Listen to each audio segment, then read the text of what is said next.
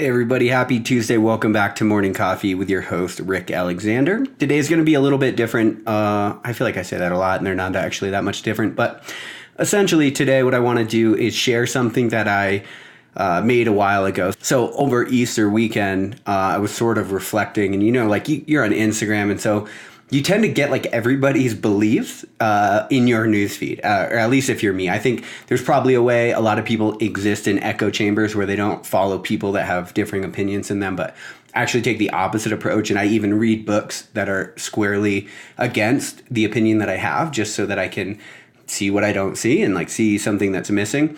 So I thought it was interesting as I was like looking through everything on Easter weekend. And of course, there's like highly charged because there's people that hold very strong religious convictions over that weekend. And then there's also people that think it's all bullshit. And so then they share like and it's just interesting to watch the two sort of polar sides compete. And I think that takes away from the fact that for me, like redemption is the most important concept that humans have ever come up with. And I was going to re-record this video, but I kind of felt like I nailed it. So I wanted to keep it.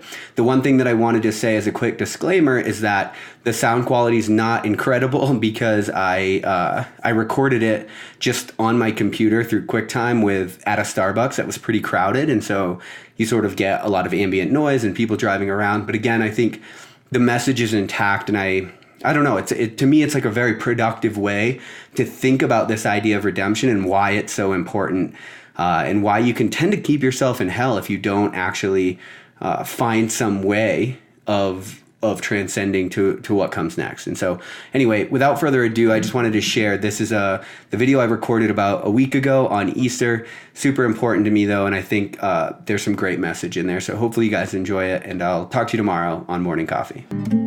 If your world falls apart, I'd start a riot. If not foes in your heart, I'd light the fire.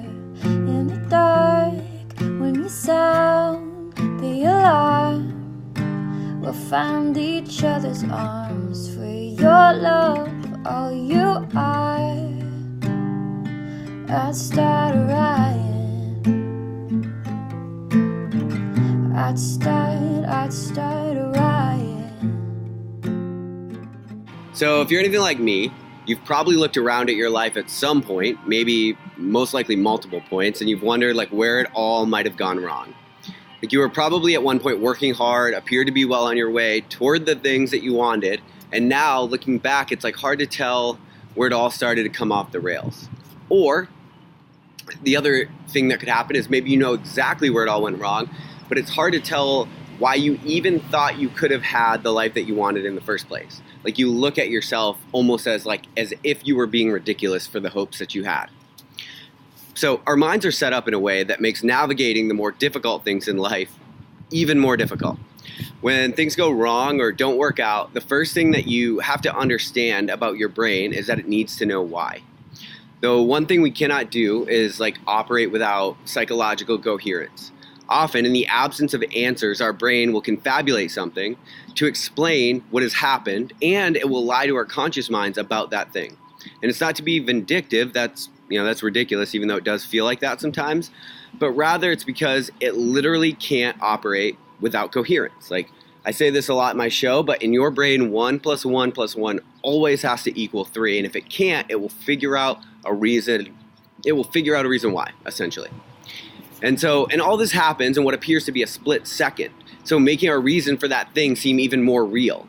But in reality, it's happening outside of our awareness, this confabulation, and like a recess of our brain that we don't have access to. I.e., we're built to fill in the gaps of what we don't understand in a very quick way. Not a beneficial way, and that's what matters. See, your past life experiences, your intellect, and your understanding of the current situation will largely be the determining factor behind the reasons that you give yourself for why things go wrong. So, this psychological coping mechanism might make you feel better in the moment, but it's certainly not guaranteed to help you navigate reality any better. If you've been listening to me for a while, then you know that I'm a firm believer in the fact that we as finite beings we're not always privy to complex answers. And this matters immensely because when things go wrong, there's always something that's happening that you don't know about. That applies to both catastrophically wrong and slight changes that make it just really hard to know where your life started to come derailed. That's why amidst hard times, even though you might want to label it as a suckfest, you have to admit to yourself that this is actually a lot of things. Is it bad? Of course. Does that mean it's going to set you up for a bad future? Of course not. See, that's why you say this is a lot of things.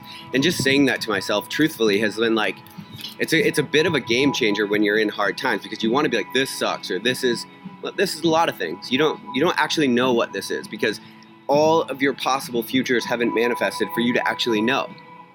So, all right, now back to the brain.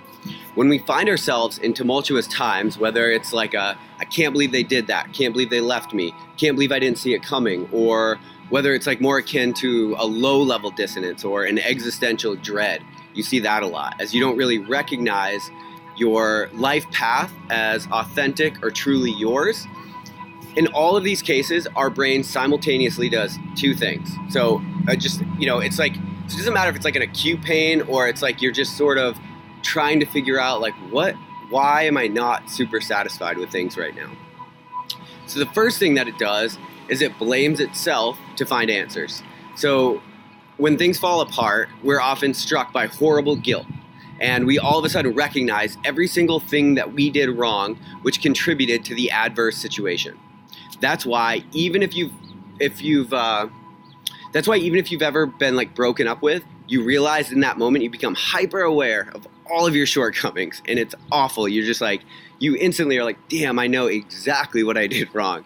And sometimes those are far-fetched, and sometimes those are in reality, but it's no longer hidden from your awareness.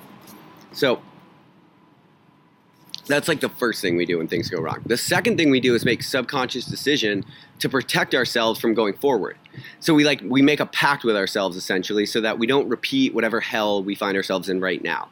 And when people say they have walls up, that's essentially what they're referring to. Now, we're not going to talk about this right, but so a wall can keep things in and out, right? So you're actually keeping your best life from you when you have a wall up, even though you're protecting yourself.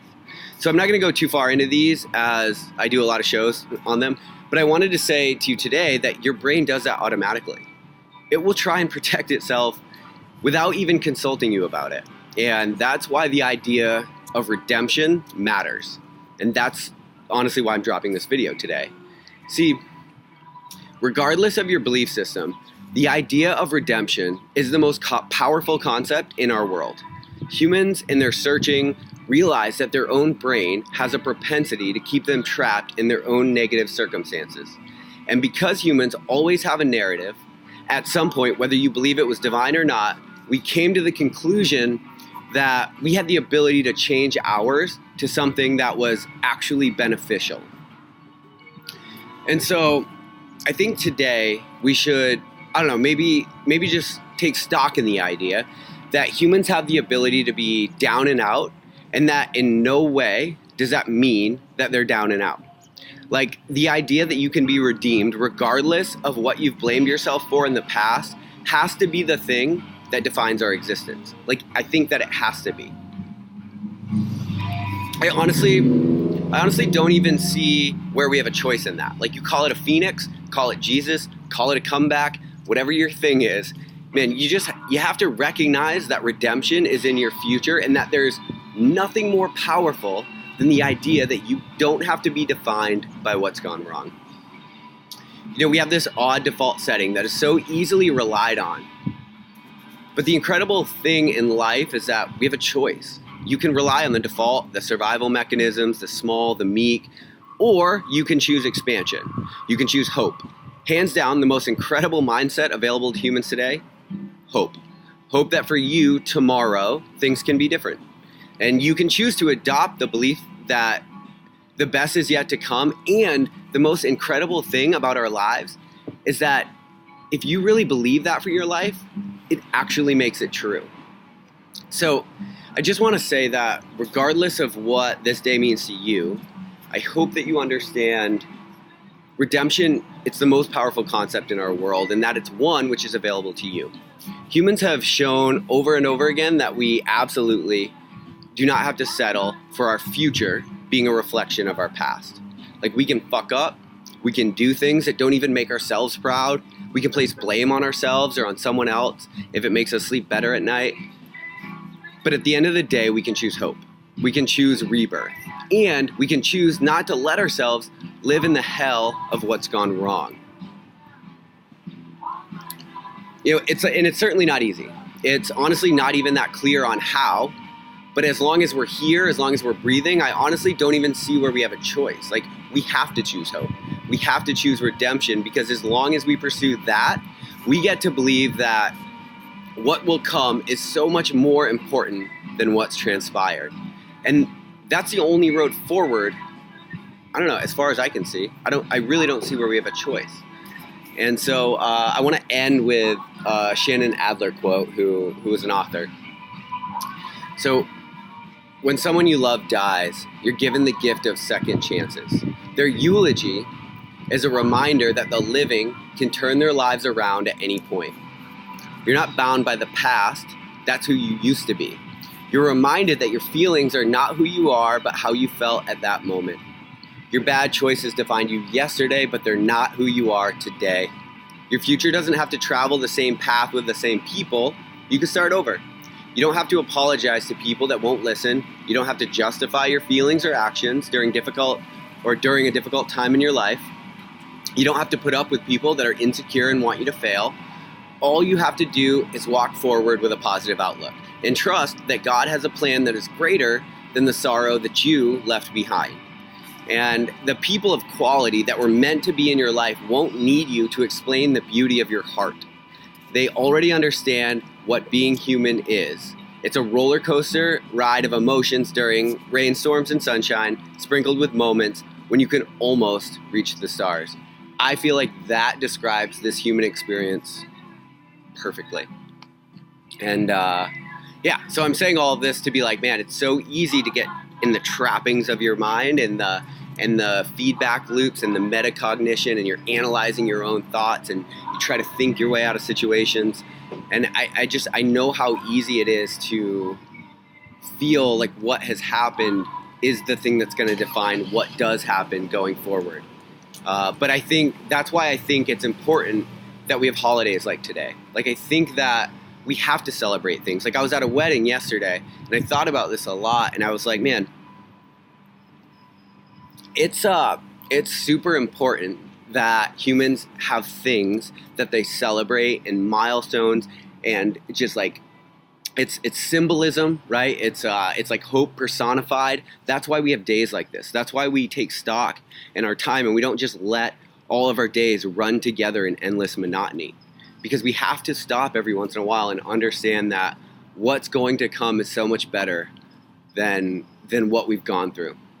Even if what we've gone through isn't that bad, the idea of redemption, I think it's the most powerful thing that humans have ever figured out. And regardless of your religious beliefs, your whatever you think, whatever theological slant you have or don't have, honestly, that's not even what I'm talking about. I just think that to understand that you have hope that tomorrow can be better than yesterday, I don't know. I think that's the most important thing in the world. Oh, take